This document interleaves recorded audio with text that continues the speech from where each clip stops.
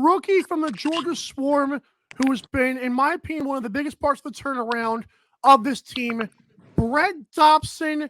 Welcome to Daily Dive. How's it going? Appreciate you having me on. Excited to be here. Hey, I'm excited to have you here. And since we were talking about Christian Del Bianco stats, I'd say 79 save percentage for you.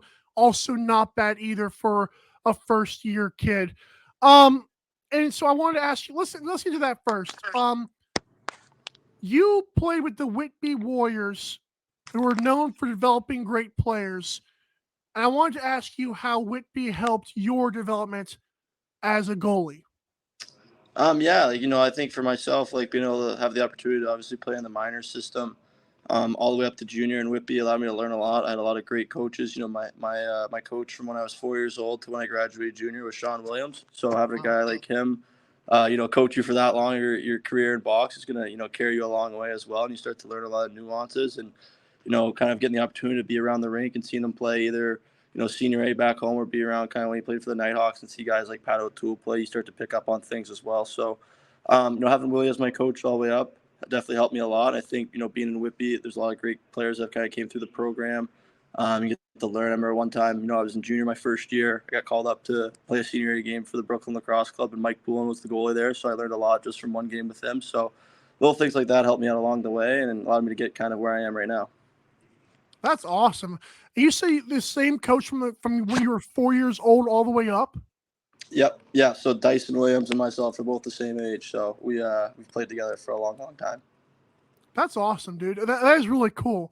I did get to see you play. I went to a Georgia Swarm game a couple weeks ago against Saskatchewan. You were pretty awesome, so I want to get that out of the way as well. Thank you. Absolutely. And really, this past week, though, against Rochester, I think the winning streak had to come to an end eventually.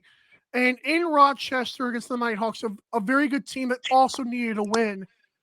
Tell me about how Rochester was able to pull that out. What did you guys learn from that game looking back? Ultimately, right, Rochester is a great team, right? They're in the playoffs for a reason. They need that game to clinch. They're at home in front of their fans. They got a lot of great players. Connor Fields is a terrific player, right? He's an MVP, candidate. Their whole offense played really, really well. I thought, Hartley did a great job in net. I think he had 46 saves or something like that, right? So he did a good job keeping our offense off the board. And I think that for us, at the end of the day, right, we're in round 0 of the playoffs. We still are in round 0 of the playoffs to try and get into the playoffs. So for us, focusing on ourselves and taking care of business. Again, we had a couple guys that are banged up. But at the end of the day, and there's no bickering, there's no kind of going back and forth with each other. It's just the next man up in this locker room, and kind of going through there as a learning experience. I think for us, ultimately, you kind of lose a game like that, it's a little bit of a reset button. So for us to reset and get ready to go, ultimately comes down to just this game, anyways, right? So winning, you're in. That's all that matters right now. I'm glad you mentioned that because you said winning, you're in, and that's what the league is viewing this game as, the Halifax and Georgia game. You guys are back playing at home, and tell me what do you and your team think has to go right without giving too much away? What do you think has to go right this weekend against Halifax in order to get into the playoffs and take the next step?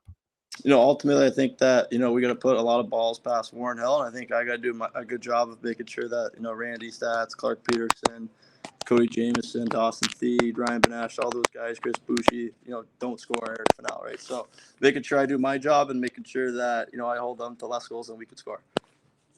I like the self-accountability there. So how about this, though? I'll ask you the same question I asked Jonathan Donville, who you guys are neck and neck to me for Rookie of the Year.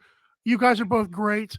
And how would you feel if you won Rookie of the Year, and is that important to you? Personally for myself, it'd be a tremendous honor. Ultimately, looking back at the past winners, there's never been a goalie that's won it before. But at the end of the day, right, we don't measure individual success here. We measure team success. So for us, we're focused on, trying to win a championship and trying to get in the playoffs.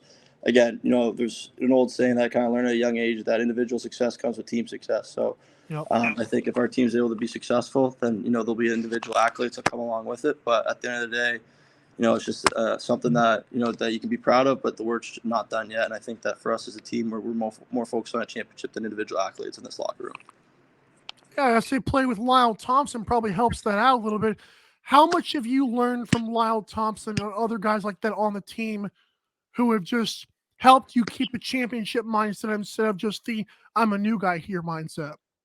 I know Lyle himself, I've learned a lot from him, just how you kind of portray yourself on and off the floor, how you take care of your body, what you got to do to put yourself, be ready to play on the weekends. I think you learn a lot about the creators game as well through Lyle, and you kind of understand the grassroots where the sport comes from. I think Lyle does a terrific job at everyone in our locker room learning that through him and a lot of another Native Americans. I know this weekend's Native American Appreciation Night at the Swarm game, so for us to kind of go back and learn about the culture of the sport and where it kind of came from, and Lyle being the leader of the charge with that. I think it's you learn a lot from him, and I think as well as guys like Jordan McIntosh, Shane Jackson, Brian Cole, and others to be in the room as well. Like those are our leadership. Eddie Como kind of does a great job making sure that we're all locked in as well. And I think that we're week 22 or 23 now in the NLL season. Like you're not a rookie anymore at this point, right? You've been around the block a bit, right? So you've kind of gone through it. So understanding how the game kind of works and how this league kind of operates is something that you need to make sure you kind of catch on to early on. I think that the leadership in our locker room allowed me to kind of do that early on. Wow. Hey, I'm excited for this weekend. I know you guys probably are too.